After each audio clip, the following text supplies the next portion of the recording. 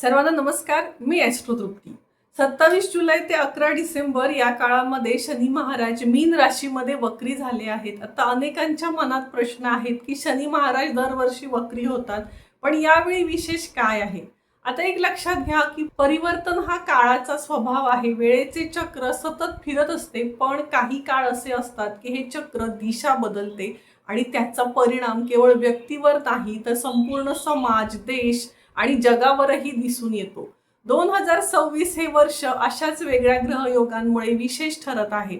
सध्या राहू कुंभ राशीत आहे, शनी मीन राशीत आहेत, गुरु महाराज त्यांच्या उच्च राशीत म्हणजे कर्क राशीत आहेत आणि गुरु ग्रहाचं सध्याचं जे भ्रमण आहे ती अतिचारी भ्रमण किंवा अतिचारी अवस्थेत ते भ्रमण करत असल्यामुळे जागतिक स्तरावर मोठमोठे बदल आपल्याला दिसत आहेत. आर्थिक चढ उतार, नैसर्गिक आपत्ती, युद्धजन्य परिस्थिती, अपघात आहेत, सामाजिक अस्थिरता आपल्याला अनुभवास येत आहेत. यातील अनेक घटना आपण आधीच अनुभवल्या आहेत आणि पुढेही काही प्रमाणात छोट्या मोठ्या प्रमाणांवर त्याचा प्रभाव हा राहू शकतो. मात्र भीती न बाळगता योग्य कर्म, संयम आणि अध्यात्माचा मार्ग स्वीकारणं हेच या काळातील सर्वात मोठे उपाय आहेत. आणि शनी जेव्हा वक्री काळात असतो तर तुमच्यावर कामाची जबाबदारी वाढते, मेहनत अधिक घ्यावी लागते, केलेल्या कामाचं कौतुक उशिरा होतं, आर्थिक लाभ अपेक्षेपेक्षा उशिरा मिळतात, गुंतवणुकीचा परतावा विलंबाने मिळतो, अनेकदा एकच काम परत परत करावं लागतं. हेच शनी महाराजांच्या कर्माचं शिक्षण आहे. सारावली ग्रंथानुसार वक्री ग्रहाला चेष्टाबल प्राप्त होतं. आता म्हणजे काय आहे तर याची परिणाम देण्याची जी क्षमता असते ती अत्यंत प्रबळ झालेली असते. त्याच्यामुळे यावेळी शनीचे परिणाम अधिक तीव्र जाणवू शकतात. आता आपण मेष ते मीन राशीच्या जातकांवर याचे कसे परिणाम होत आहेत हे समजून घेऊया. तर आता सगळ्यात पहिलं आहे मेष रास. आता सध्या मेष राशीला 7.5 सुरू आहे. मेष राशीसाठी शनी महाराज 12व्या भावातून भ्रमण करत असल्यामुळे 7.5 हा तुमच्यासाठी प्रारंभिक काळ आहे. त्याच्यामुळे अधिक जबाबदारी राहील. तर इथे आपण आरोग्याची काळजी घेणं अत्यंत आवश्यक आहे. हॉस्पिटलसाठी खर्च किंवा आरोग्याच्या तक्रारी इथे आपल्याला जाणवू शकतात. तर मानसिक चिंता वाढेल, तुमच्या कुटुंबात मतभेद निर्माण होऊ शकतात आणि दूरच्या लांबच्या प्रवासाचे योग सुद्धा येऊ शकतात. थोडी इथे भाग्याची साथ आपल्याला कमी असेल, त्याच्यामुळे भावनांवर आपल्या नियंत्रण ठेवा. अशा वेळी अध्यात्म किंवा उपासना करणं अत्यंत आवश्यक आहे. आता वृषभ राशीसाठी जर आपण पाहिलं तर शनी महाराज लाभभावातून वक्री होत असल्यामुळे उत्पन्नाचे नवीन स्रोत तयार होतील, सरकारी कामे मार्गी लागतील.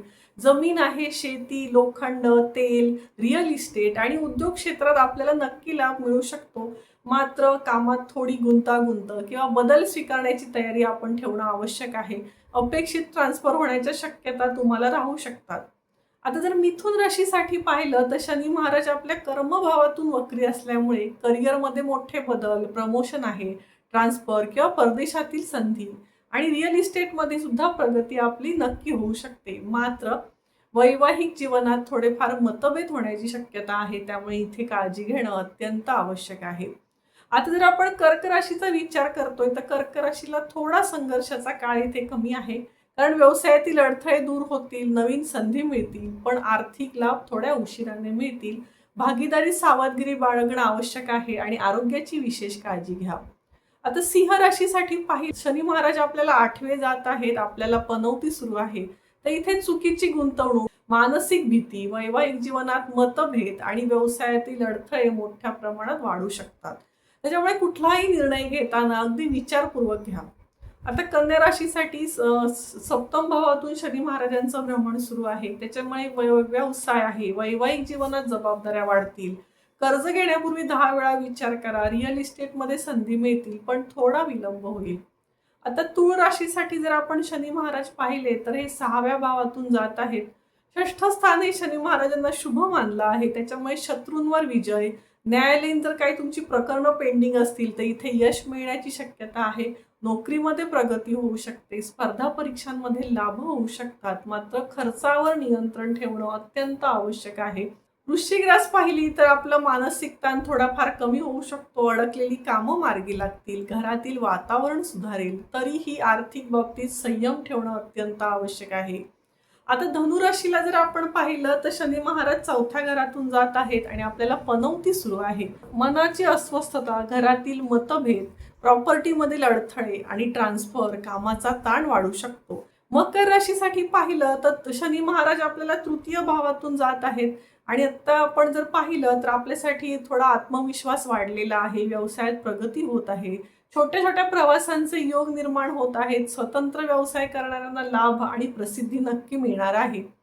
आपण आता कुंभ रास पाहत आहोत तर कुंभ राशीसाठी हा 7.5चा तिसरा टप्पा सुरू आहे. त्याच्यामुळे मानसिक ताण हळूहळू कमी होईल, आर्थिक मार्ग खुले होतील, नोकरीत बदल किंवा ट्रान्सफर होऊ शकते, पण खर्च हा वाढणार आहे आणि गुप्त शत्रूंवर तुम्ही नक्की विजय मिळवाल. आता मीन राशीसाठी जर आपण पाहिलं तर मीनेला 7.5चा मधला टप्पा सुरू आहे. त्यामुळे मानसिक ताण, निर्णयामध्ये संभ्रम, अनावश्यक खर्च, वैवाहिक मतभेद, करिअरमधले अडथळे आणि कामात विलंब आपल्याला अनुभवास येऊ शकतो. मोठी गुंतवणूक करताना सर्वच राशींनी काळजी घेणं आणि एखाद्या थोरा मोठ्यांचा सल्ला घेणं अत्यंत आवश्यक आहे. लक्षात ठेवा, हे सर्वसाधारण गोचर फलित आहे. प्रत्येक व्यक्तीची जन्मकुंडली, शनी महाराजांची स्थिती, शनी शुभ आहे की अशुभ आहे, की तुमच्या महादशा कुठल्या चालू आहेत, अंतर्दशा कुठल्या चालू आहे, हे सगळ्या परिणामांचा अभ्यास करणं अत्यंत आवश्यक आहे. त्यामुळे केवळ राशीवरून निष्कर्ष काढू नये. या संपूर्ण वक्री काळात सातमुखी रुद्राक्ष धारण करू शकता, शनिवारी हनुमान चालिसा म्हणू शकता किंवा दररोज म्हणू शकता, कालभैरवाचं दर्शन घेऊ शकता, गरजूंना दान करणे, प्रामाणिकपणे कर्म करणे आणि संयम राखणं हे अत्यंत शुभ मानलं जातं. शनिदेव शिक्षा देण्यासाठी नाही तर योग्य कर्माचा मार्ग दाखवण्यासाठी येतात. म्हणून भीती न बाळगता जबाबदारी स्वीकारा, मेहनत वाढवा आणि श्रद्धा कायम ठेवा. धन्यवाद.